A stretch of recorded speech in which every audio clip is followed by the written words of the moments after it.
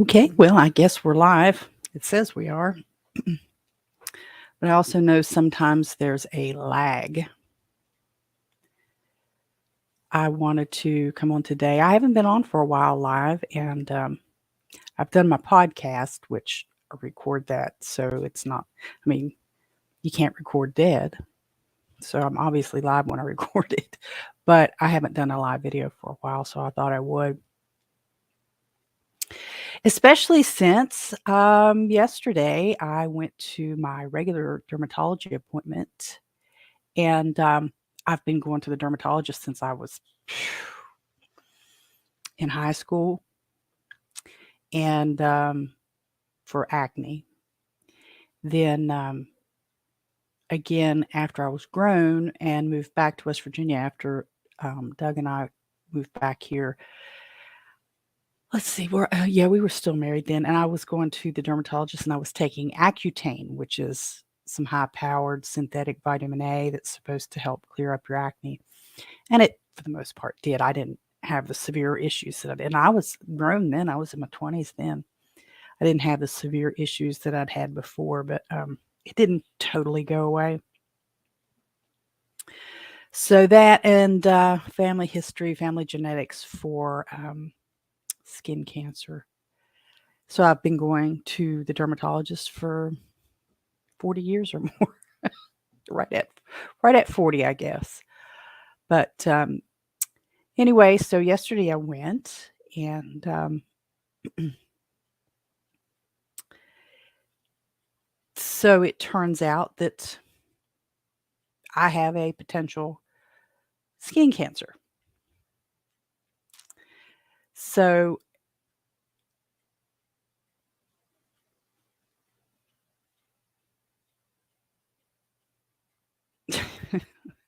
I'm not really sure how to go from here.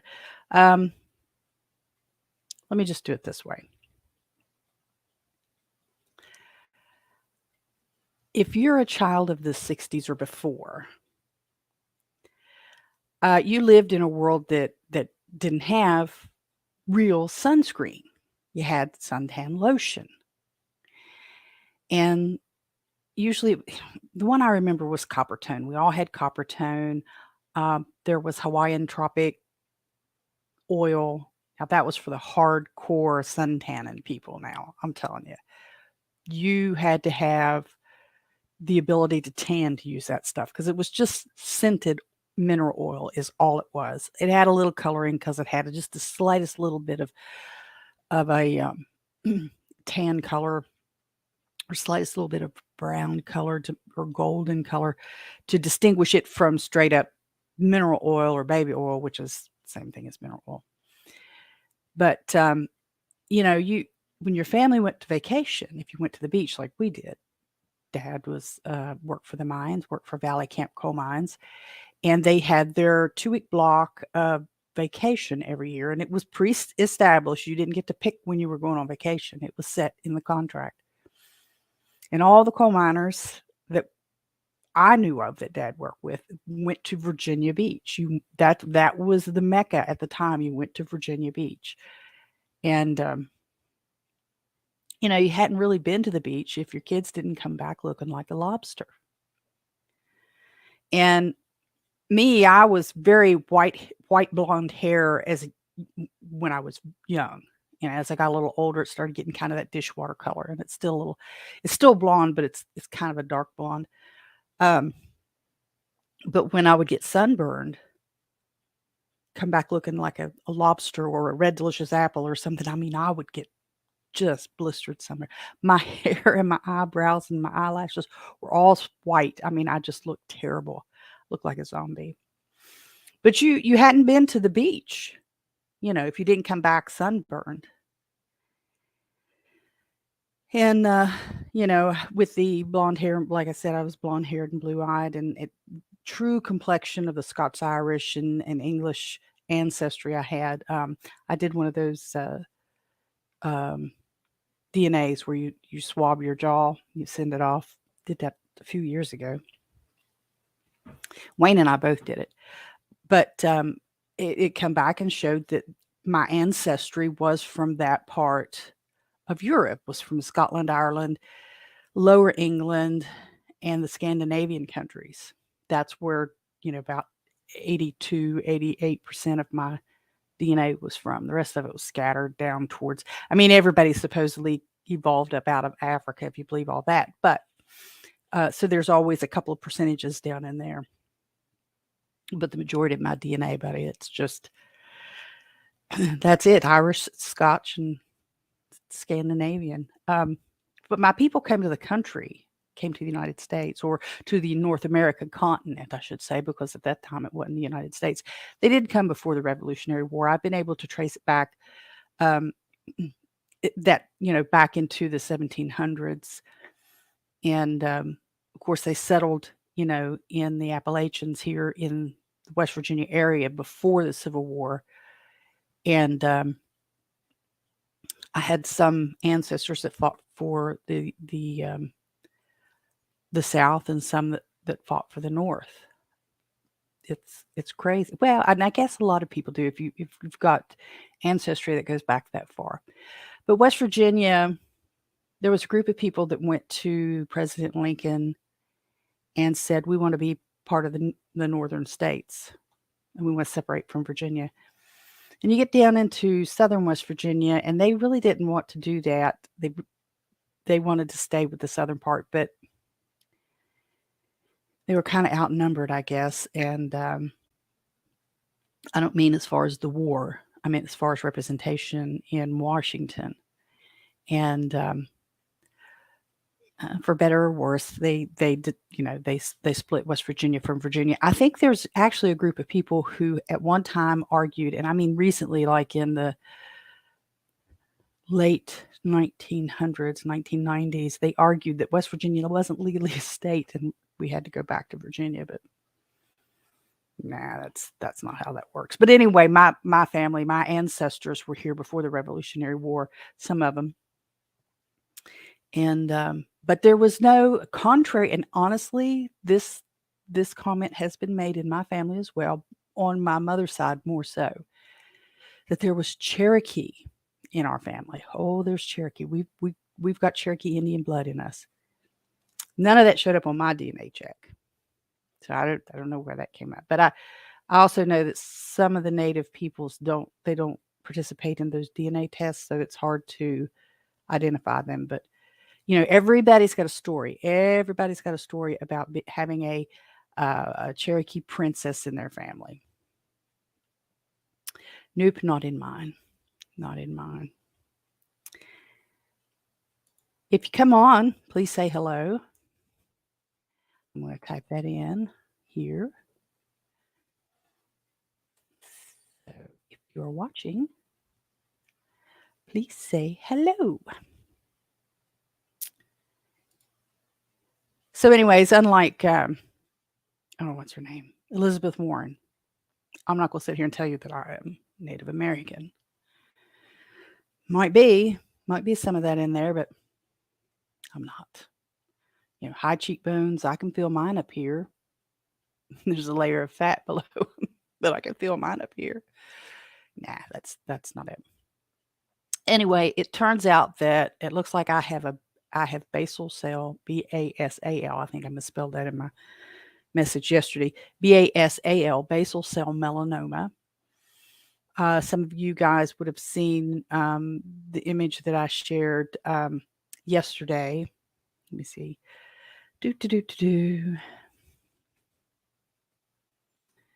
This one. And that's just the bandage that she put on when she after she did the biopsy, my dermatologist. And I shared that and said, it looks like I may have basal cell melanoma. Now, so I'm waiting on the test results on that. And this is what it looks like now. You might be able to see it on the screen. I don't know without this, but you'll see that little spot there is where she cut it off. And I noticed that little bump there. I didn't think anything about it. Heck, I get little oddball things all the time and never think anything of it. And then she looks at me and she says, well, that's why I'm the doctor. I like her. I really do. Anyway, so in West Virginia, about and these numbers that I'm getting ready to rattle off to you come from the HHR. Approximately 7.1% of West Virginian adults had skin cancer, and 7.5% had some other type of cancer. I should say have or have had. About 1 in 8 West Virginia adults are cancer survivors, and that's going to be pretty significant. I mean, I don't think you count, even if this is a basal cell melanoma and I go and I have it cut out, I don't see that as being a cancer survivor. I mean, I had a spot, they took it off. It's not like I had to go on chemo or anything, so I wouldn't count that myself. Cancer prevalence was significantly higher among females than males. And of course, that's going to be all kinds of cancer, but increasingly skin cancer, because who is it that tends to lay out in the sun for hours with uh, baby oil or Hawaiian Tropic or whatever type of sun lotion or sun oil to tan? It's the women. You don't see men laying out in the sun. Over 1/4 of West Virginia seniors had cancer during their lifetime, or 29.0%. So, it's a culture thing. Um, West Virginia women, I guess they still do. I see it here in my small community every now and again. Want to lay out in the sun in the summer. They want to get that nice tan. And there was a time in human history that having tanned hands or browned hands or a brown face from being out in the sun was a sign that you were a peasant, that you had to work out in the elements or in the gardens or, you know, in the fields with the animals. You had to work. So your hands and your face were exposed to the sun and they got brown.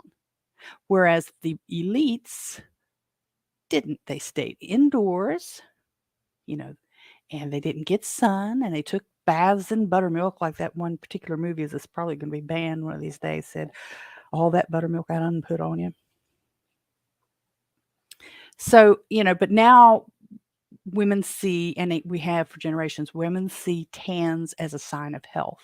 So you've got a little tan to you, you're a little healthier than other than being pale.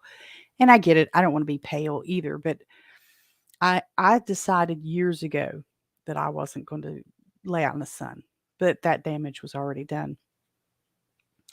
Skin cancer runs in my family, and my grandfather had it, my dad had it, mom didn't have it. Now, mom laid out in the sun a lot, all the time, dark, and she would get dark. If there's Indian blood in me anywhere, mom could show that just by how dark complected she would get when she was out in the sun. But she had good genetics, and she had heart disease and she had diabetes, but she didn't have skin cancer. So my good luck after all this time of not developing skin cancer apparently has run its course. Now I'll know for sure when that test comes back. Maybe I'm overreacting a little bit, but the dermatologist was pretty sure. And the damage to my skin was done decades ago. I didn't know better when I was 5 years old. What do I know about sunburns except they hurt? And my parents didn't understand really how bad it was, how damaging it was. And, so it's not their fault. It's just a fact of life. And, I can't sue. I guess I could try to sue somebody, but who am I going to sue? Copper tone? No.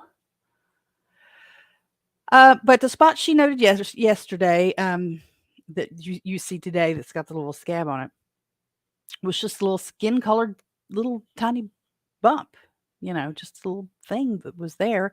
I never thought anything about it. Now my dad, when he gets skin cancers, they look like this does now. They usually get scabbed over, or he had one a few weeks ago come up on his hand, but it come up in a couple of days. So it was pretty obvious that something was happening there. He's had many decades of experience with his skin cancers and the dermatologist, and he says, I got to go have this taken off. I think it's a cancer. She knew it was. It came off. It was all good. But his get, dark or scabbed or they're sudden. But he was a mechanic and a welder for the majority of his professional life. And so, he's exposed to the chemical vapors that welding creates, the chemicals that you use in mechanic work, benzene and oil and diesel and brake cleaner and all those type of things. So he's had all of that. And when you weld, you run the risk of the little pieces of metal flying and hitting your skin. And he's been burned a lot that way too, even through your clothes. A good welder will know that some of those things will burn right through your clothes. And so he was exposed to a lot of that stuff. And plus, he was fair complected like I am. I take it after him. And he couldn't be outside more than 5 or 6 minutes. He'd get burned too. And I remember a couple of times he was burned really bad, and mom had to dampen wash rags and put him in the freezer and lay across his back because he was just in so much pain. And so he's been getting skin cancers removed probably for 30 years. Then my paternal grandfather had melanoma. He was a welder as well, and pipe work and mechanic work and things like that too. He retired from DuPont plant, which is not too far from where I live. And he had a melanoma somewhere around the where a man's undershirt would go. So as a welder, he would wear a cotton work shirt, and underneath he would have cotton undershirt. And so, right around where that collar of that undershirt would be, he had a melanoma, and they removed it. Now, this was back in around 1987. I'm not 100% sure of the date on that one. But, and so things were a little different, not as advanced as they are now, and they didn't get all of the cancer cells. And so that cancer cell metastasized into his lungs. And over a period of time, he's kept getting tireder and tireder and tireder, and a little weaker and a little weaker. And he kept being told, "Oh, you're just old. You need some vitamins. You need to get out more and rest. You're an old man. You need to rest." But what it was is this cancer was spreading in his lung. And he went in for kidney stones, and in the prep work for the treatment, the ultrasounding of the kidney stones, they found this cancer in his lung. And he did 1 or 2 rounds of chemotherapy, and then he told him he wasn't going to do any more. He didn't want to go out that way. He wasn't going to be sick, and he wasn't going to be, with a mouthful of sores. I mean, it hurt him bad. The chemo did. He said, "I'm not going to do it." And so he didn't. But if he was alive today, he probably wouldn't have died from that cancer, from that lung cancer. They would have probably gotten all of the melanoma, because they do it so much differently now than they did then. But he'd be 116 years old, so he'd probably have died from something else. So the options for surgery, for me, will depend on what the doctor sees when I get there. Once the test results come back and they say, "Yeah, that's what it is," and they schedule me with the doctor that will do the surgery, and he'll decide what he's going to do. It could be a big dig. They can go in and take big giant pieces out. It could be slice and dice, where they just kind of, and that's what my dermatologist does. She has this little specialty razor, and she just slices pieces, and he may be able to just slice it until he gets down to where there's no more cancer cells and be done with that. Or you may deep freeze it, put some liquid nitrogen or whatever it is on, and just freeze it off. I don't know. I'm not so much worried about that, but other than how close it is to my eye, that kind of bothers me. I'm not really particularly concerned about this particular cancer, but I am faced now with the fact that I have cancer, probably. And of course, your skin is your largest organ in your body. Bob's eating his dog food. But I'm faced with the fact that, I've got cancer. My body now has grown cancer, and I have to be a lot more serious about protecting myself against further damage. And I've always wanted to wear hats, so now I have a reason. So I may be out there somewhere with a really nice lady's hat. Maybe it'll have um, satin and flowers and all this stuff, and I'm running around in sweatpants because that's what I do. I don't match up anything very well at all. I used to say if it wasn't matched at the store, I couldn't match it up, which is pretty true. It's pretty true.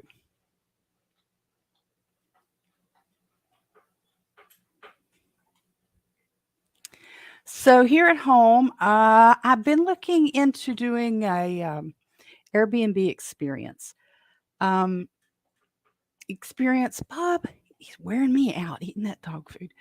Um, an Airbnb experience is they have them online now, and it's the online version would kind of be like doing a Zoom or doing one of these, and me teaching or showing or touring or something, and quit. That's enough. Um, sorry about that. Um, and doing it as part of my um, Airbnb or Holstein House bed and breakfast. So you would subscribe to it. You'd have to pay to attend it or participate in it if it's online. But I see all kinds of them. You can do a search. You go to the Airbnb website and just do a search on experiences, and there's all kinds of them. I can't imagine what kind I would do here. There's several that I like the idea of, but I don't know if I can pull it off. If I was to do one on, say, sourdough, I'd need to show how to get your starter. Well, that takes a week. I can't do it every day for a week. You'd have to already have your starter, so that wouldn't work. Now, yeast bread, I could do that, but you would have to do it in person. You wouldn't have to do it in person. But if you did it in person, you have to have enough lighting. I don't know. I'd have to think that out. That would be more like a workshop, and you'd have to have the table space, and you'd have to have the people and the cameras and all that stuff. If I did it online, I still have to have the I don't know. I don't know. But I was thinking too about, the we just had that um, memorial put together over Marmette for the coal mine wars. And I actually had thought about this a long time ago. It's not like you can see the exact date. Well, I guess I could show it to you. I was trying to plan an experience around those. And in March of 2019, because it's got the print date there, I printed off a bunch of information from Wikipedia and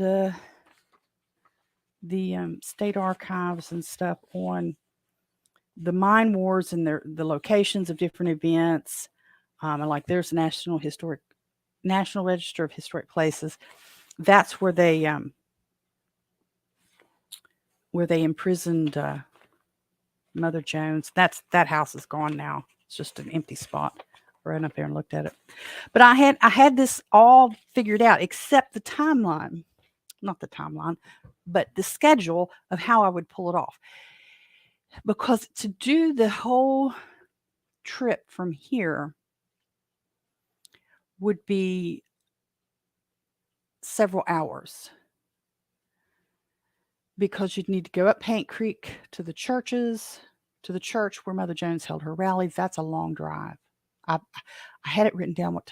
It took a while to get up there. I took Dad up there and was showing him what I was going to think about doing. So I'd have to drive up there, drive back out, go over to Pratt, swing by, and like I said, the house isn't there anymore. Well, you'd come past Holly Grove, and you'd talk about Holly Grove, and the house isn't there anymore. But then you'd come back out and go out and up towards Hernshaw, up towards where the miners were marching. I don't know if you could clear out the Blair Mountain. That'd be an awful lot. See, that's the kind of stuff I got to think through.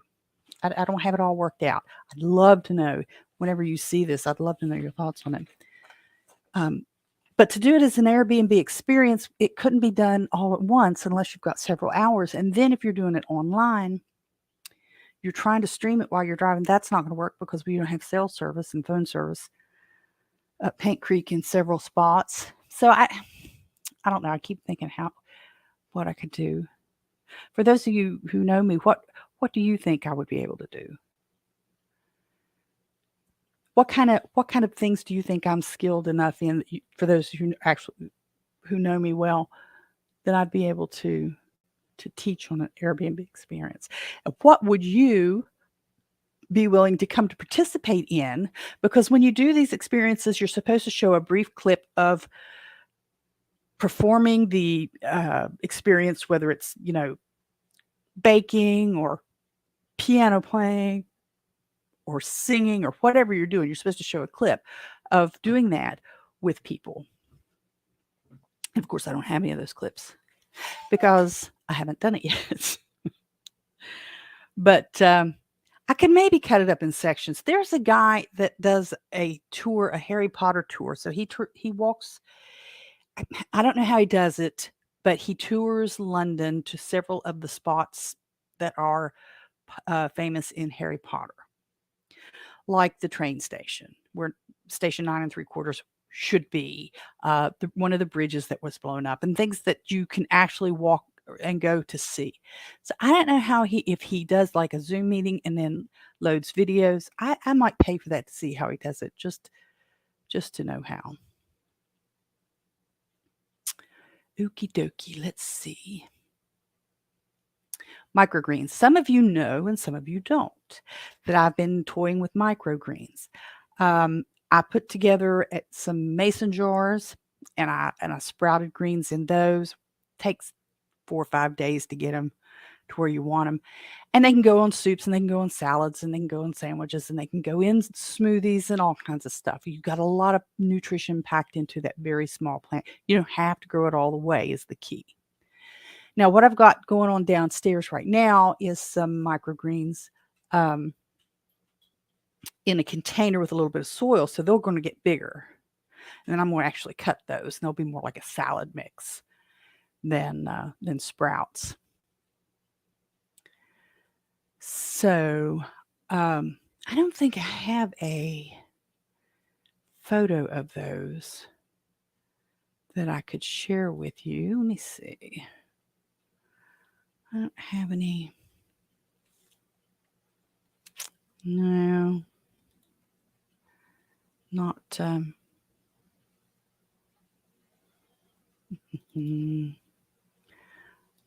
I have some, or at least one, but I don't know if it's in a format that can be shown on this screen because here's one. No, it's an HI. Because it's so weird. My iPhone takes pictures in this format, HEIC or something like that. And this little computer that I've got now just does not like it. Oh, that's not a very good picture, but I guess let's see if I can share it with you just the same. Because I thought I had a picture that was, see if you can see that. This is just them, after 3 days. So it's a salad mix of seeds, mung beans and salad greens and stuff. And I swear I thought I had another picture other than that. But so you put them in. This is a carryout container from Applebee's, and on each end of this carryout container, and I don't know if you can see my little pointer or not, but there's little vent holes so that the moisture doesn't gather up too bad in your carryout food. So I keep everything, and then I turn. This clear part is the lid, and the dark part's the bottom, and you put water in the bottom. You put a paper towel and you pinch the ends down and tuck them through those vent holes in the bottom so that it wicks up the water.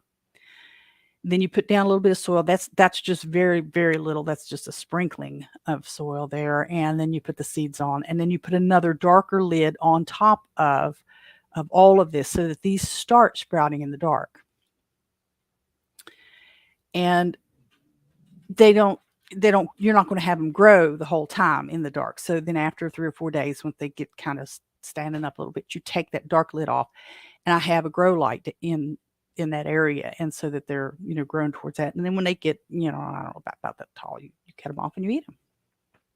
But I'm working on that as a way to experiment with having some form of fresh greens through the wintertime. And let's see what else. Oh, this is shame on me, but I a friend of mine had a recipe for apple pie moonshine. And let me tell you, it was a good recipe. And I did make some, and it tastes really nice, but I I don't there are times in my life that I drank a lot, and there are times in my life when I drank zero. I will have a glass of wine now and then. Um, I've never was much on beer or anything, so I don't drink a lot of beer. But this I thought was very interesting, and unfortunately, the recipe makes a lot of it. So I have quite a bit of it, but it tastes very good, and I can't sell it. But maybe if you come over and we do an Airbnb, we want an Airbnb experience mixing up apple pie moonshine, we can try that.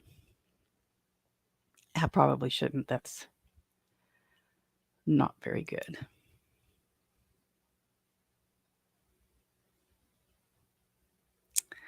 All right, now here the other thing I wanted to talk just a little bit about. Did you read the story about the employees of Apple, the iPhone making people and the Mac and all that, over in China being locked in the factory due to COVID? Now, maybe you heard a piece of it, maybe you saw a little headline and thought, no, that's not true. It is true. It is true. I don't know exactly how long they've been in there, but this is a story from the BBC. I'm not going to read all of it, but I'll share a link in the notes for this video. Um, it's a BBC story. I'm just going to read, I don't know, 2 or 3 paragraphs. It says workers have broken out of Apple's largest iPhone assembly factory in China after a COVID outbreak forced staff to lock down at the workplace. Video shared online showed about 10 people jumping a fence outside the plant owned by manufacturer Foxconn in the central city of Zhengzhou. Chinese people and businesses are continuing to grapple with President Xi Jinping's rigid zero COVID policy. It's not clear how many cases of COVID were identified at the factory. However, in the last week, Zhengzhou, the capital of China's Henan province, reported 167 locally transmitted infections, up from 97 the week before, according to Reuters news agency. The city of about 10 million was partially locked down as a result, as China continued to use strict lockdown measures to deal with COVID. Foxconn, which acts as a supplier to US-based Apple, has hundreds of thousands of workers at its Zhengzhou complex and has not provided an official count of how many are infected. The Taiwan-based company claimed on Sunday that it would not stop workers from leaving. It's not going to stop you from working, but they had to jump the fence outside the plant.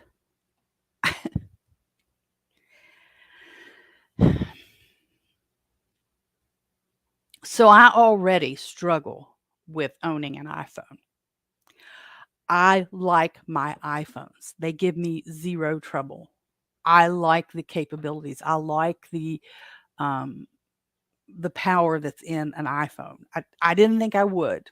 I was a BlackBerry person until I was forced to upgrade to something, and they had a good deal on an iPhone, and I was getting ready to leave and for a conference and get on an airplane and fly, and And once I got used to it, I really enjoyed it. But I have a lot of trouble with the idea of owning an iPhone because I understand how they treat the people in China. And this is before the Rona broke out. Okay. This is before they treated their people terribly. We have groups around here that scream bloody murder, because you're not making $15 an hour. Well, the folks that are making your iPhones aren't even coming close, you know, and it's not like cost of living is so much less there. It's a communist country. It's not good. So I struggle, and this makes it even harder. Apple's a good product. I get it. But I really have to rethink. I'm about due for an upgrade again because it's just getting to where it doesn't have the memory and stuff that I need. My iPhone, my iCloud thing's already full, and I sync it um, with Microsoft Cloud anyway. So if it goes down, I don't lose anything except maybe some phone numbers, which you'd always get those back. But I also don't know if Androids are made in any better condition. I don't hear anything about uh, Androids in the Google phone. I really don't want a Google phone. It's bad enough to use their email and stuff. But I just is there a win to this? Can you buy a reasonably priced, decently made cell phone that doesn't involve slave labor, or forced labor, or locking people in a factory? I mean, if they're not letting them out of the factories, but they're letting the phones out, what's the deal there? Are people, we know that if you're not treated properly with the proper medications, you could die from it. Are people actually dying? Anyways, I'll put the link to the full story in what they call the show notes. So let me see. This will be a little short. This Sunday, it's the first Sunday of the month, which means it's Communion Sunday at our church. Our church observes communion on the first Sunday of the month, obviously. But there's nothing that says you can't celebrate Holy Communion more often than that. You can celebrate Holy Communion at your home. You can celebrate Holy Communion at a restaurant. It is not a requirement that you be in a physical church building with wafers and grape juice. Doesn't say that anywhere in the scriptures. I know it's tradition. I know why it's tradition. Um, at the time of the Last Supper, it was a period of Passover, and during Passover, you don't eat leavened bread. But I'm telling you that the whole point of it is to acknowledge the sacrifice of Christ for our salvation. And I have said this before, and I will continue to say it. I am a follower of Christ first. I'm a member of the United Methodist Church, but I put the teachings of Christ ahead of the Book of Discipline. So when I discuss a religious issue, it's my personal beliefs. I'm not speaking as a member or a representative of the Methodist Church at all. I don't have that authority. And if you're a follower of Christ, and you probably already know that he instructs us to do this in remembrance of me. And he says, and as often as you do this in remembrance of me. He didn't say only to do it once a month. He didn't say do it just once a year. Because at the time, there was no real church. He had sent at different times the apostles out in pairs to spread his message. But there was no church until his death and resurrection, because at the point that the apostles were going out there and spreading the good news is the Savior has come. The Messiah has come. He could forgive you your sins, but he hadn't paid the price at that point. So there was followers is what it was. Now it's a church. Once he's resurrected, now it becomes well, it took years for that even too, but it becomes a church. And the New Testament, and we study it every Sunday, but recently we've been studying the letters of Paul. The letters of Paul are written to the different churches or groups of people, because you don't have structured churches. These aren't houses of worship, so you might say, created for Christ at this point, because it was still in many cases against the law to be a Christian, and there was no Christianity before the death and resurrection. It was after. That's after, when the Holy Ghost fell, and when the message is spreading, that you're now having a church, and they're meeting in homes, and they're meeting in caves, and they're hiding, and they're meeting in fields, because it was against the law in many areas to practice Christianity. So there wasn't a physical church building to go to. But most of the New Testament letters written by Paul were to the different congregations or churches. Sometimes the phrase church is used, and it was giving them instructions and pointing out what they were doing wrong, having discussions on the challenges of life, and just sharing with them the faith, and these are the things that you need to do. Continue doing these things. So if you are a believer, if you haven't been to church in a while, if you're in the area of Diamond in Kanawha County, West Virginia, you're more than welcome to come to the Methodist Church. I'll say hello to you. Now, I may be back in the choir loft. I may have to wave and shout across the room, but you're more than welcome to come to our church. If you're not in the area of Diamond, find a Christian church somewhere and go. Communion Sunday, or the first Sunday of the month, is a very good time to start something new.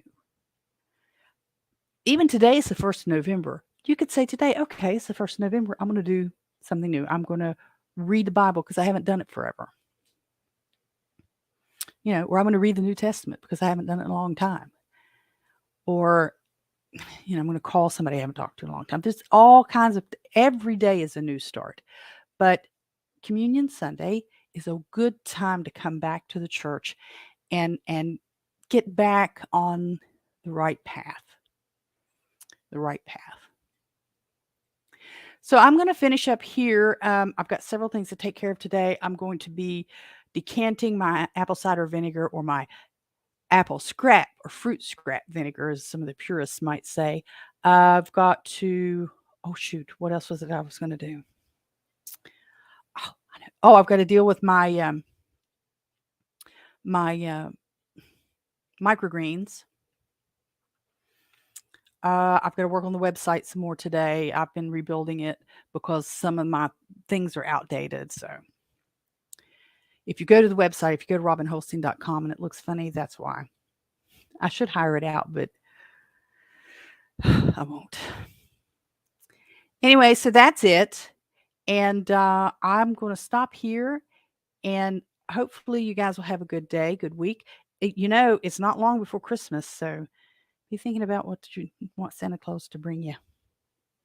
So we'll talk to you again soon. Take care. Bye-bye.